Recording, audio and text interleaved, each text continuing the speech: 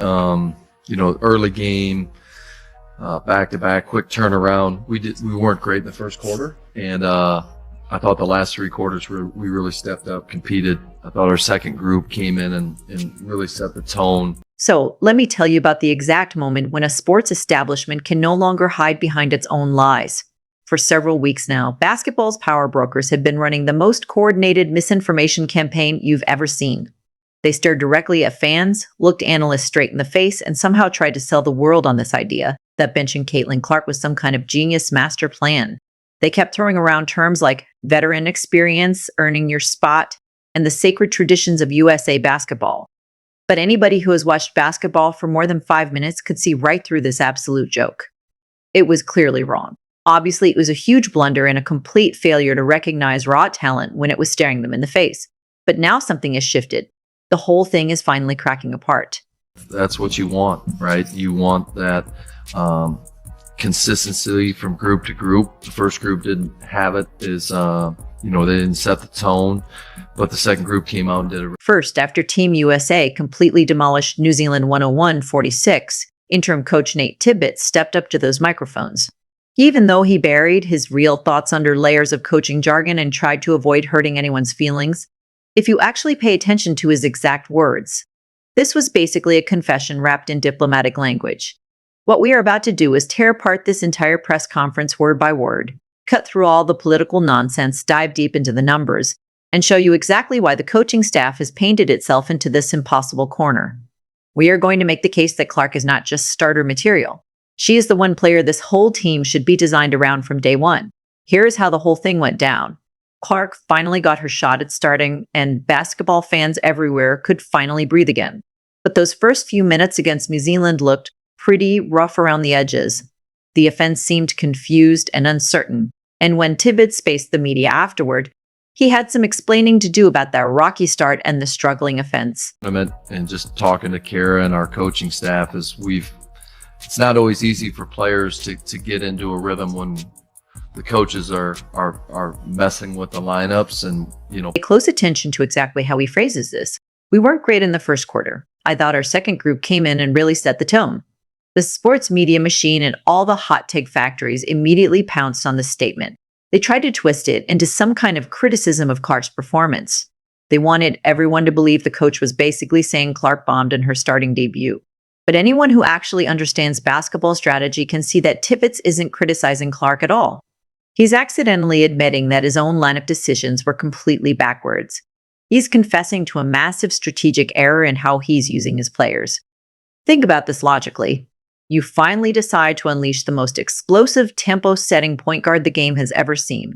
And then what do? You stick her next to another ball-handling, pace-controlling point guard. That's exactly what Team USA did when they started Clark with Chelsea Gray. Now, don't get me wrong, Gray is absolutely incredible and a proven champion. But she plays a completely different style of basketball. Gray is all about patient half-court sets, methodical decision-making, and controlled execution. Clark is pure acceleration, transition chaos, and shots from wherever she wants. When you force them to share the court, you're creating this weird tactical puzzle that doesn't make sense. It's like making a race car idle behind a school bus on the highway. Clark wants to attack the moment a rebound comes down, but the team structure means she has to wait for the veteran to make decisions first, so she holds back. The floor gets crowded. New Zealand's defense, which should be absolutely panicking about the pace, gets to casually walk back and set up its half-court defense because the US is choosing to slow everything down. When Tibbetts says that first group looked off and couldn't establish any momentum, he's absolutely correct. But it's not because those players aren't good enough. It's because the coaching staff created this awkward chemistry experiment where incompatible styles were forced together. This group didn't have it. They didn't set the tone. But the second group came out and did a really good job. Let's break down this bench unit that supposedly came in and rescued everything. The reserves included players like Ryan Howard and Angel Ree. Howard went absolutely nuclear with 18 points and hit 6 of her 10 three-point attempts. Ree dominated the boards the second she checked in. They looked unstoppable out there. But here's the real question. Why did they look so dominant? Did they suddenly discover some revolutionary offensive system? Not even close.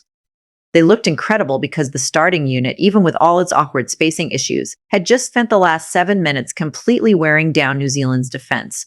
Even when Clark is stuck in a slower system that doesn't fit her style, just having her on the court changes everything.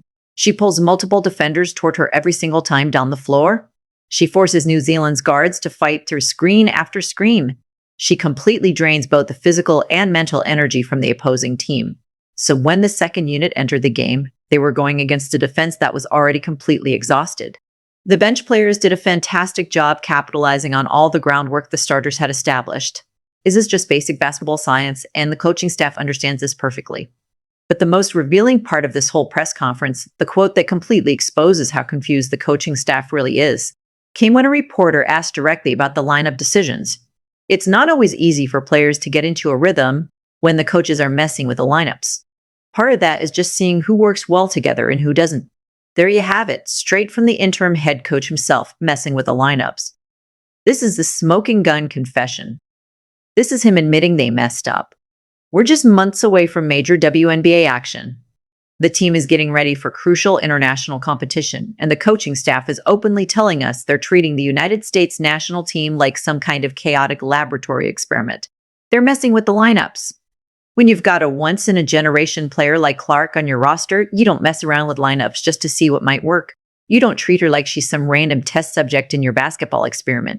You make her the absolute cornerstone of everything you do, and then you find the 4 other players who perfectly match her speed, her spacing requirements, and her court vision.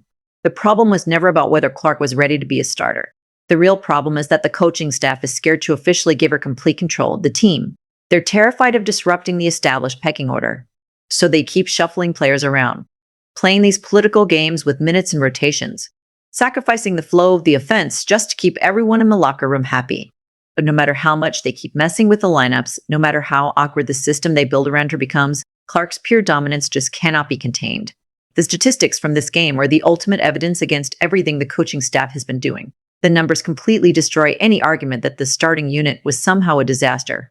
In a game where the coach openly said the starters couldn't find their flow, Clark still logged 23 minutes on the court. She still helped orchestrate this massive blowout victory. She put up 14 points and handed out 6 assists, doing it all with the kind of surgical efficiency that proves she's constantly adapting her game to beat whatever international defenses throw at her. She went 4 for 4 on 2-point shots, absolutely perfect from inside the 3-point arc. When New Zealand's defense desperately tried to run her off the 3-point line, she didn't force anything or make panic decisions. She smoothly worked her way into the paint, used her incredible footwork, and calmly knocked down mid-range shots and floaters. She's developing into a complete scoring threat at every level. And if you really want to understand her true impact on this game, forget about how choppy that first quarter might have looked, and just check her plus-minus numbers. She finished with an incredible plus 24 rating. During the minute she was playing, the United States outscored New Zealand by 24 points. She created more positive impact than practically anyone else wearing a USA jersey. Even with coaches constantly running these incompatible lineup experiments around her, the video doesn't lie. And the math definitely doesn't lie.